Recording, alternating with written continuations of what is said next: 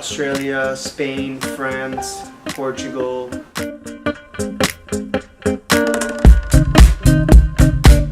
Scotland, Cuba, all the East Coast, all the West Coast of the United States.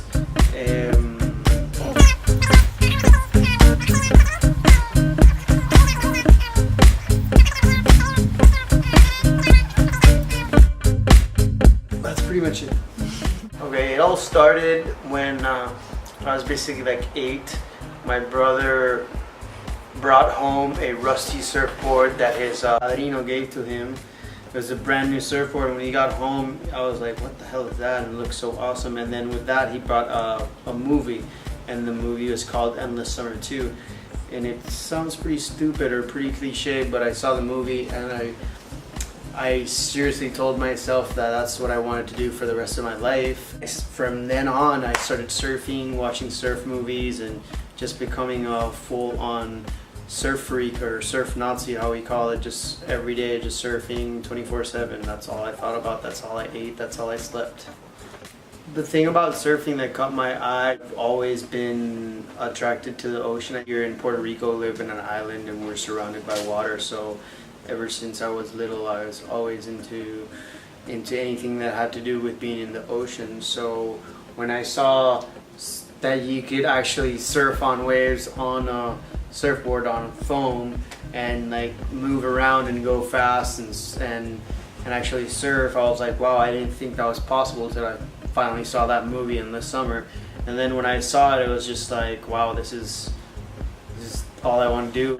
Definitely best wave I've caught has to be a toss-up between two waves.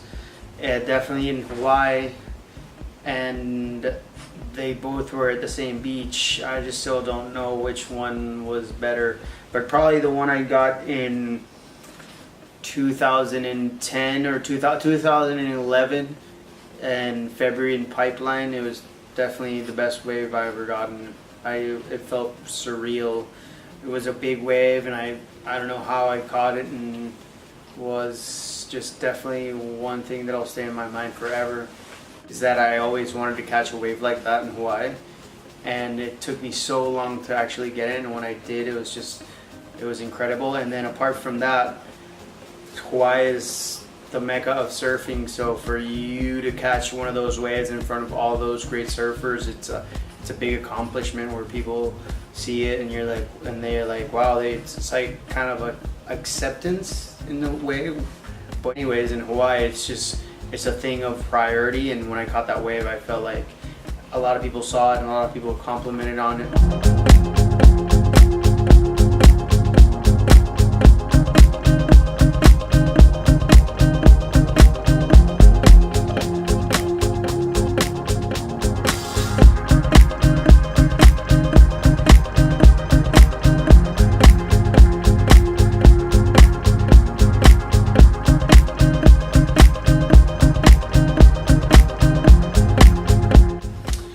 Traveling means to me many things. Definitely, it's a way of life in a sort of sense. I think it's definitely a means for every human kid, mother, dad, brother, whatever, to go traveling, because it definitely expands your horizons. You definitely could see something in a way, but when you travel, then you see it in another way, and it makes you actually progress mentally and as a person. And so meeting new people and going to see all these amazing places through surfing has been amazing. Well, when I travel, I don't consider myself as a tourist. When you travel to surf, you're definitely going to surf that place, and you meet the local people, and sometimes you even stay with the local people. So you get a vibe that you're not in a hotel room, you're more in an environment where you're meeting the people that are from there, eating with them, surfing with them, going out with them. So it's more of a pretty much like you're another local. They treat you but at the same time, you're getting to experience things that no other tourist would, because they probably don't know the people that are from there, or they don't have a person that's going to take them surfing or whatnot. Then when you go to these other places and you go to that beach, like sometimes you don't feel as accepted But if you're with a local, then you're accepted and you can be able to surf in that break, and it's more of a it's not as territorial as when you go by yourself without a local and you show up to that surf break by yourself. People are gonna look at you and be all like, "Oh, what is this guy? Who is this guy?" You know what I mean? So it's a different thing. What type of traveler am I? I would say an experienced one. I've been traveling since I was pretty much 13, 14 to go to different places to go surf. So I feel like I'm pretty good at traveling, but from going to airport and living out of a suitcase. So yes, I feel like I'm good at traveling, but that's what's so beautiful about traveling is that you don't know what could happen. Every day is just it's a different thing. You don't know what lies ahead every day. So that's why traveling is so cool. And I try to be as optimistic as just try to be very optimistic of what's to come. So keep the vibes high and have a good time. How does it feel when you go to a new place for the first time? It feels new. It feels like you don't know what's gonna happen. You have no idea what's gonna happen or where to next or what to experience, and I guess that uncertainty is what makes the traveling part so amazing, because you don't have an idea what's going to happen the next day or what you can run into or what you can run out of. That's the part of traveling that I love the most. I think just it creates that ambiance that something great's going to happen or something great could happen, and having that notion, I guess I like it. Feels definitely good when you go back to places like Hawaii, where I've been going since I was 14 years old, and I've been there like 12 to 15 times already, I think. So it feels good just because you get to see people that you don't normally get to see that often, and you get to rekindle that friendship and hang out and surf with them and feel that vibe that you were accustomed when you would go there, and it feels good. Traveling has shaped me in many different ways. If you don't travel, you don't expand your horizons. You don't really get to see beyond the box that we live here in an island. You need to travel to expand in your horizons. That way you learn more of who you are or who you want to be and what you want to do, and see how other people live, because every place in the world people live differently.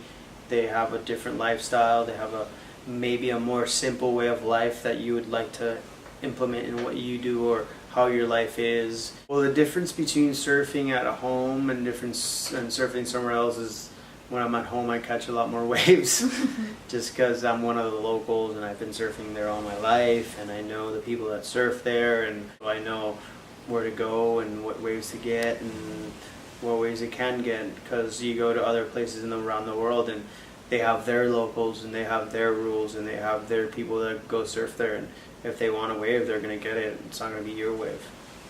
Well, traveling to go surf definitely brings out a lot of factors in you. I think just not having that comfortable factor that when you're home you already know what you're going to get, and I think getting you out of that comfort zone makes you a better surfer, a better person. And then traveling to go surf other waves, then you're just basically just stepping out of what you're normally used to. So you're going to surf a different wave. All the waves here are reef breaks, whereas you go to Mexico or California and other waves are like sand waves. They call it sand points or beach breaks, they tend to call them.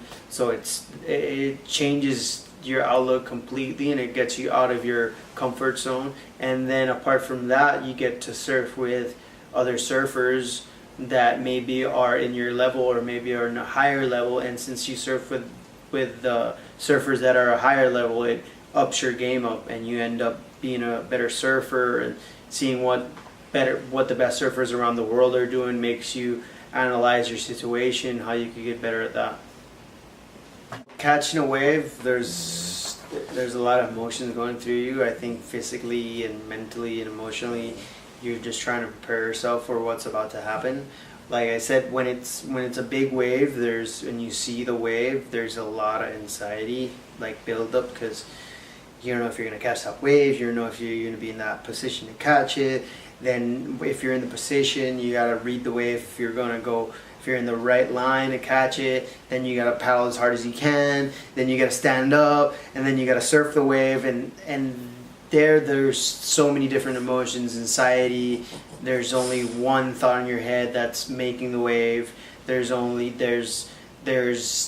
thought in your head that's please don't eat it, or don't die, or brace yourself for impact, or wow, you're about to get the best wave of your life. There's a lot of emotions. So, and then mentally you want to be as focused on that as possible, because you can't be thinking about something else. You got to be in that moment 110%, because that's where you're committed. That's where you are ready to get that ride of your life. And then physically, you definitely are preparing for the physical part way in advance before you even got into the water. So your physical part has to already be up to date before you even get in the water. So that part, you try to take care of it before you get in the water, so it's not even in your head when you're surfing. And then after you catch the wave, if it's a good wave, you might just be the happiest person in the world, because there's not a better feeling than finishing off a good ride and paddling back out and seeing your friend get one of the best rides too. And that's why we surf. I can relate it in many ways, the way of traveling and surfing at the same time. When you're gonna get in that flight, there's a lot of anxiety. You always don't know what could happen, from your flight to crashing to getting to the airport and nobody to pick you up, or you know what I mean? And that anxiety pans out the same way in surfing. When you're going to catch a big wave, you have that anxiety because you don't know what's going to happen. That uncertainty is something that creates anxiety, right? So, and then I would say the cultural part of surfing and traveling is what you get to see out of your travel. And for me, to go surf, but at the same time get to see somewhere else that I never would have thought of that I would have gone to go surf there, like somewhere like Africa, where I went and saw the way that people live there, and saw the lifestyle, saw all the animals, the wildlife that there is there. As a surfer, you end up growing and becoming a better surfer, and then as a human too as well.